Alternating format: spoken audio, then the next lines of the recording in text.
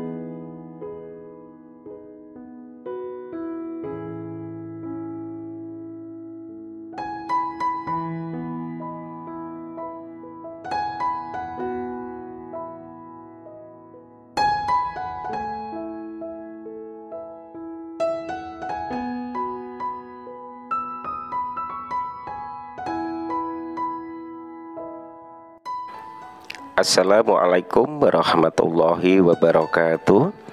Bismillahirrahmanirrahim. Allahumma sholli ala Sayyidina Muhammad wa ala ali Sayyidina Muhammad. Berjumpa kembali dengan saya Heri Petani Indonesia. Teman-teman, pada kesempatan kali ini saya tidak bosan-bosan untuk berbagi pengalaman kami. Siapa tahu apa yang saya bagikan bermanfaat buat sahabat-sahabat tani semua, khususnya buat para pemula. Tapi sebelum itu saya mengucapkan banyak terima kasih kepada sahabat-sahabat kami yang selama ini selalu setia mensupport dan selalu mendukung perkembangan channel Heri Petani Indonesia. Semoga saja kebaikan teman-teman semua senantiasa Allah balas dengan rezeki yang berkah, rezeki yang bermanfaat, dan senantiasa selalu dalam lindungan dan naungan dari Allah Subhanahu wa Ta'ala. Amin, amin ya Rabbal Alamin. Pada kesempatan kali ini, teman-teman, saya ingin berbagi pengalaman. Yang pertama adalah bagaimana tata cara kami untuk memproses lahan tanaman cabai Ori 212. Yang pertama yang harus saya lakukan adalah memproses lahan segembur mungkin. Kemudian yang kedua, saya kasih pupuk dasar SP36, kemudian saya tambahkan ZA, teman-teman. Dan saya tidak menggunakan pupuk kandang. Saya setiap melakukan penanaman tanaman cabai, tanaman melon, dan juga tanaman semangka itu tidak pernah menggunakan pupuk kandang, teman-teman. Terkecuali kalau memang pupuk kandang itu prosesan saya sendiri, kemudian benar-benar pupuk kandang itu sudah jadi, biasanya baru saya pergunakan. Tapi jika saya beli, kadang-kadang saya sanksi, takutnya nanti akan memancing timbulnya jamur. Itu yang selalu saya pikirkan, makanya saya tidak pernah menggunakan pupuk kandang. Kemudian yang kedua adalah setelah itu baru saya tutup menggunakan plastik mulsa. Sebelum penutupan plastik mulsa, biasanya saya tambahkan lagi kapur dolomit ataupun kapur pertanian. Kemudian baru saya tutup bedengan itu menggunakan plastik mulsa. Intinya seperti itu. Saya tunggu 2-3 hari. Setelah 3 hari biasanya baru saya lakukan pelubangan plastik mulsa. Untuk jarak tanam, banyak sekali yang bertanya kepada kami, jarak tanamnya berapa? Jarak tanam itu tergantung selera teman-teman. Ada sebagian yang menggunakan jarak tanam itu 50-60, ada yang sebagian para petani itu menggunakan 51 meter juga ada yang menggunakan jarak yang zigzag juga ada, itu pun juga tergantung selera. Tapi kalau saya biasanya kanan kiri teman-teman itu lurus 50-75 cm, itu yang saya lakukan biasanya seperti itu. Terkecuali tumpang sari dengan tanaman melon beda dengan tanaman semangka. Kalau tumpang sari dengan tanaman melon biasanya di sampingnya itu tanaman cabai, tapi jaraknya cuma 50 cm jarak antar tanaman, kemudian di sampingnya itu tanaman melon itu jaraknya sekitar 50 cm juga, dan tanaman melonnya jaraknya 60 cm. Kemudian untuk perawatan tanaman cabai ini cukup mudah. Dari mulai pindah tanam 7 hari setelah pindah tanam saya hanya menggunakan pupuk NPK 16-16, kemudian saya tambahkan KNO3 warna merah. Pemupukan kedua di usia 14 hari setelah pindah tanam saya menggunakan pupuk NPK 16-16, kemudian saya tambahkan Ultradap dengan dosis 100 gram untuk 20 liter air, kemudian Ultradapnya saya menggunakan 50 gram untuk 20 liter air. Kemudian setelah itu saya baru melakukan penyepraian. Penyepraian yang pertama ini di usia 14 hari saya menggunakan fungisida antrakol. Teman-teman, beda dengan tanaman cabai yang setiap hari saya upload. Untuk antrakolnya saya menggunakan 2 sendok makan, kemudian saya tambahkan Ultradap 4 sendok makan, kemudian baru saya lakukan penyepraian. Di usia 21 hari setelah pindah tanam teman-teman, saya pupuk kembali menggunakan pupuk NPK 16-16, kemudian saya tambahkan dengan pupuk Ultradap lagi dengan dosis yang sama 100 gram untuk 20 liter air, Ultradapnya 50 gram untuk 20 liter air, kemudian saya lakukan pemupukan. Setelah pemupukan selesai, biasanya sorenya baru saya lakukan penyepraian. Penyepraian sore hari saya menggunakan insektisida. Insektisida yang saya pergunakan karena ini adalah bekas dari tanaman melon, saya menggunakan insektisida Kurakron teman-teman dengan dosis 1 sendok makan untuk 16 liter air. Di usia 30 hari setelah pindah tanam saya melakukan pemupukan kembali. Pemupukan keempat yaitu dengan dosis yang saya tambah teman-teman, NPK 16-16 200 gram untuk 20 liter air, kemudian saya tambahkan MKP 50 gram, Ultradapnya 100 gram. Saya larutkan ke dalam air 20 liter ataupun 1 jerigen yang biasa saya pergunakan untuk melakukan pemupukan. Kemudian setelah itu di usia 40 hari, jadi intervalnya sekarang 10 hari sekali, saya melakukan pemupukan kembali dengan pupuk yang sama yaitu NPK 16-16, kemudian saya tambahkan MKP, kemudian yang ketiga adalah Ultradap dengan dosis yang sama 200 gram 50 dan 50 untuk 20 liter air, kemudian baru saya lakukan penyepraian. Penyepraian kali ini saya menggunakan fungisida Benasep yang berbahan aktif Mancozeb teman-teman.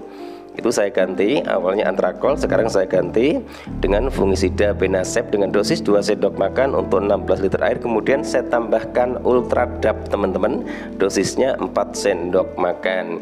Di usia 50 hari setelah pindah tanam, saya baru melakukan pemupukan kembali yaitu dengan menggunakan pupuk NPK 16-16, kemudian saya tambahkan MKP. Ultradapnya sudah saya tinggalkan teman-teman karena usianya sudah hampir memasuki fase vegetatif, sudah 50 hari setelah pindah tanam. Dengan dosis 200 gram untuk NPK, MKP-nya saya tambahkan 100 gram. Setelah itu baru saya lakukan penyepraian. Penyepraian kali ini saya menggunakan insektisida Rizotin yang berbahan aktif Sipermetrin teman-teman. Kemudian saya tambahkan MKP dengan dosis insektisidanya saya menggunakan 2 sendok makan untuk 16 liter air, kemudian MKP-nya menggunakan 5 sendok makan. Tujuannya untuk merangsang munculnya calon bunga sehingga bunga itu tidak rontok, otomatis buahnya pun juga tidak rontok. Untuk tanaman cabai ini saya sama sekali tidak menggunakan Kalinet, kemudian tidak menggunakan Vitaron SL dan juga Mordenful. Tapi alhamdulillah kondisi daunnya juga sangat hijau sekali, buah-buahnya juga sangat lebat sekali.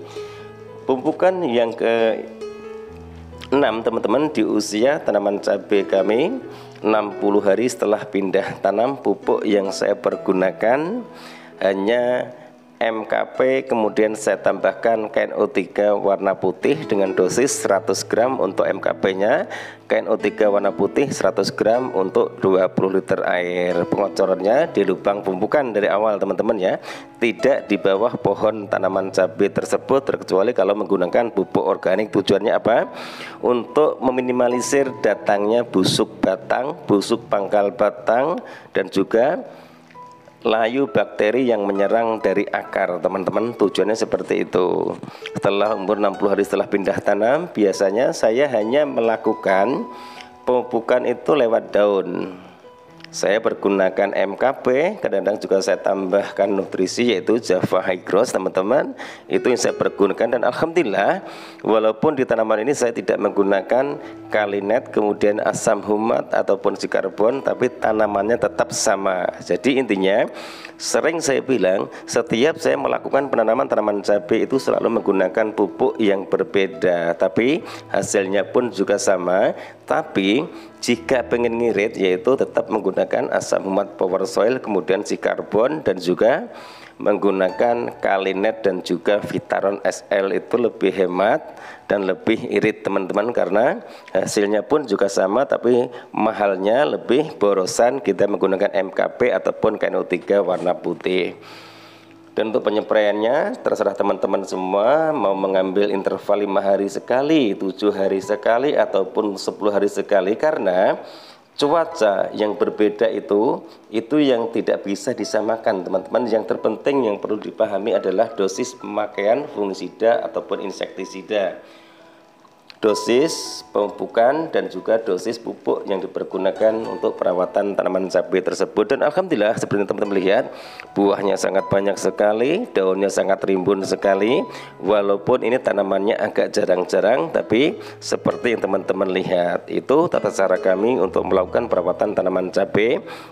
Selalu saya bilang pH tanah perannya sangat penting sekali, itu yang pertama. Kemudian daun-daun yang ada di bawah ataupun rumput yang ada di parit antar jarak bedengan itu pun juga dibersihkan. Tujuannya untuk meminimalisir datangnya jamur, kemudian tempat sarang hama kutu-kutuan, itu pun juga sangat penting. Makanya di awal video tadi saya bilang menanam tanaman cabai itu tidak sulit dan juga tidak mudah.